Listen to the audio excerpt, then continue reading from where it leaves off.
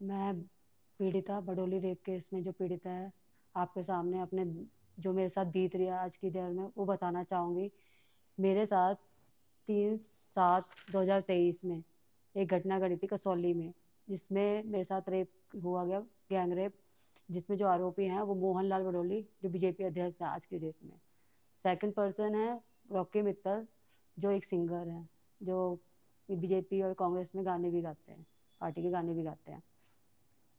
मैं उनके बारे में बताना चाहूंगी। उन्होंने मेरे जब मैंने एफआईआर कराई उसके बाद उन्होंने सत्ता का इतना इस्तेमाल किया मेरे को बिना बताए।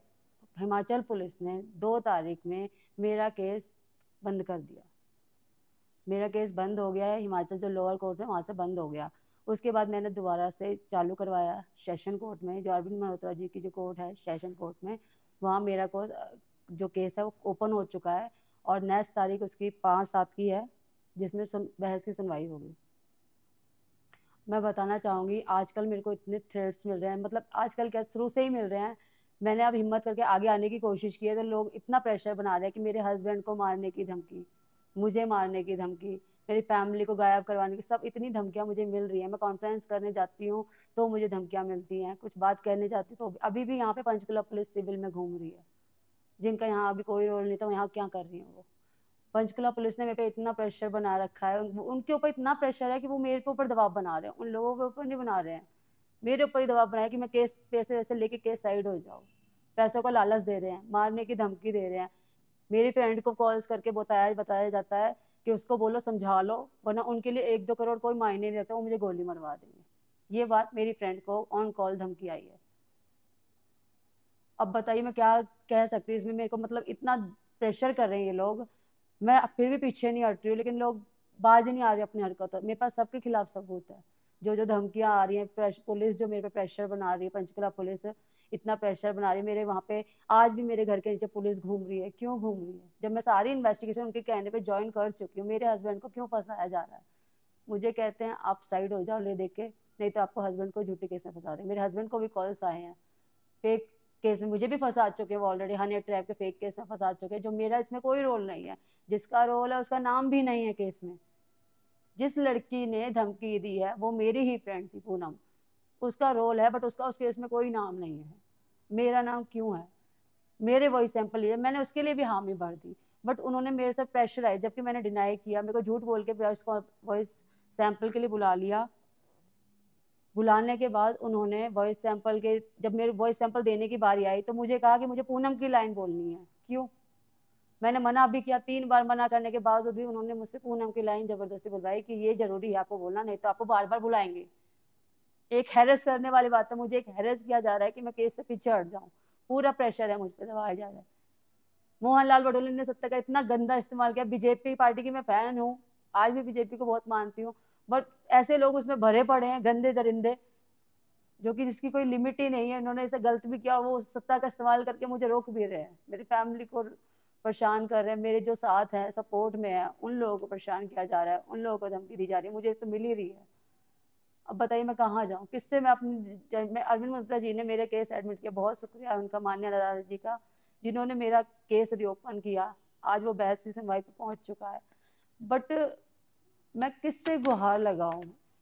कहाँ जाऊं मैं? कितना गिड़गिड़ाऊं मैं लोगों के आगे? कहाँ जाऊं कि मेरी सुनी जाए? मैंने इतनी कॉन्फ्रेंस की, लोगों से रिक्वेस्ट भी की। मैं ये नहीं कह रही मेरे सपोर्ट में लोग नहीं, काफी लोग हैं जो मेरे सपोर्ट में हैं, बट आज भी कई लोग मुझे झूठा बताते हैं। अगर मुझे पैसा लेना ही होता तब तक मैं ले दे के साइड हो गई होती। मेरे को तो ऑफर मिल रहे हैं, वो लालच दे रहे हैं मुझे, बट मुझे अपना केस लड़ना है, मुझे अपनी बेटी को चेहरा दिखाना है फ्यूचर में। मेरी छोटी सी बच्ची है, मुझे फ्यूचर पे मुझे है, कानून पे पूरा भरोसा है, लेकिन कुछ लोगों ने उनको भी बदनाम कर दिया सर। इतना प्रेशर मुझ पे बनाया जा रहा है, मेरे हस्बैंड को बेमतलब में इस केस में इन्वॉल्व कर रहे हैं, झूठे केस में। मेरे पास और रिकॉर्डिंग्स हैं, धमकियां आती है कॉन्फ्रेंस से पहले कि अगर करूंगी तो ऐसा कुछ हो जाएगा। मेरी फ्रेंड को कल पे मारने की धमकियां। क्यों? अगर मैंने कुछ, उन्होंने कुछ नहीं किया तो मुझे पैसे क्यों देते हैं? क्यों दे रहे हैं? लड़ो ना केस, फिर आप भी लड़ो। अगर मैं झूठी होंगी तो मैं हार जाऊंगी, अगर मैं झूठी होंगी तो मैं हार जाऊंगी ना। ज्यादा से ज्यादा क्या होगा? जिंदगी तो नरक वो कर ही चुकी है मेरी। मेरे पास मरने के अलावा कोई ऑप्शन ही नहीं बचा, लेकिन फिर भी मैं हिम्मत करके आगे चल रही हूँ। मैं बस एक गुहार लगा रही, प्लीज मेरा सपोर्ट कीजिए। इस केस में मैं जितना कर सकती हूँ अपने पूरे एफर्ट्स लगा रही हूँ। पुलिस को सारा सपोर्ट किया है मैंने, कोई इन्वेस्टिगेशन ऐसी नहीं है जो मैंने छोड़ी, लेकिन वो मेरे उस चीज का गलत इस्तेमाल हो रहा है। जब वन आपका जो लोअर कोर्ट है उसी में आपके फाइल बंद होगी, तो आपको क्या उम्मीद है कि हायर कोर्ट में जाके क्या मिलेगा? सर, उम्मीद पे ही दुनिया का आया मैं। एक जगह जब उम्मीद मरती है तो दूसरी जगह होती है। बनाया है कानून इसीलिए गया है कि जहां अगर किसी की नहीं सुनी गई है किसी तरह, तो वो दूसरी जगह अप्लाई कर सके, दूसरी जगह अपनी बात रख सके, किसी तरह उसे न्याय मिल सके। न्याय की उम्मीद है। हाँ जी, पूरी उम्मीद है तो मुझे। मतलब आपका कहना है कि निचले कोर्ट में आपकी बात नहीं सुनेगी? हाँ जी, मेरी बात नहीं सुनी गई 2 डेट में। मुझे बिना सूचित के, मेरे पास कोई संबंध नहीं आया। मेरा जबकि original I card Himachal police में सबमिट था, वोटर आधार कार्ड वहाँ सबमिट है, उस पर मेरा ओरिजिनल आधार कार्ड पर मेरा ओरिजिनल जो एड्रेस है अभी का परमानेंट एड्रेस वो उस पर है। बट मेरे पास कोई भी मेल आईडी या किसी पे भी व्हाट्सएप पे भी कोई भी संबंध मेरे को रिसीव नहीं हुआ है। 2 डेट में मेरा केस बंद कर दिया गया, मेरे को बिना सूचित किए। हाँ जी।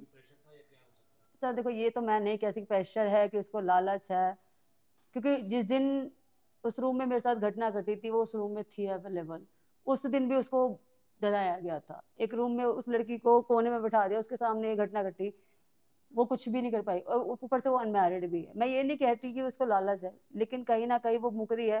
मुझे अब उसे लड़की कहते शर्म आ रहा है कि वो एक पूनम वही है जिसका वॉइस सैंपल आपको देने को हाँ जी, मेरे को मजबूर किया गया। जी हाँ जी, वो उसकी आवाज है, वो रिकॉर्डिंग आज भी मेरे पास। हाँ जी, वो उसकी आवाज है। मेरे पे इतना प्रेशर, जबकि वॉइस, अगर वॉइस सैंपल लेना ही है तो आप सर कुछ भी बुलवा सकते हो मुझसे। मेरी आवाज ही लेनी है तो कुछ भी, जब मेरी आवाज ही नहीं है उस रिकॉर्डिंग में तो आप कुछ भी हेलो हाय कुछ भी बुलवा सकते हैं। बट उसी की लाइन क्यों बुलवाई गई मुझसे? हाँ। आप उनको पहले से जानते थे? ये जो मोहन लाल बडोली है, नहीं इनको नहीं जानती, मैं पूनम को जानती थी पहले से। हाँ, पूनम मेरी फ्रेंड थी। हाँ, मैं कसौली में अपनी फ्रेंड के साथ आई थी, अपने बॉस के साथ। बट बॉस का कोई रोल नहीं, क्योंकि उन्हें पता ही नहीं था, वो तो अपने रूम में जा चुके थे। बट पूनम उस रूम में होते हुए भी वो मेरे केस से मुकर गई, मुझे उम्मीद नहीं थी। उसने क्यों ऐसा किया मुझे नहीं पता। बट मैं न्याय की उम्मीद मुझे है, पूरी उम्मीद है, जनता से भी है, न्यायपालिका से भी है।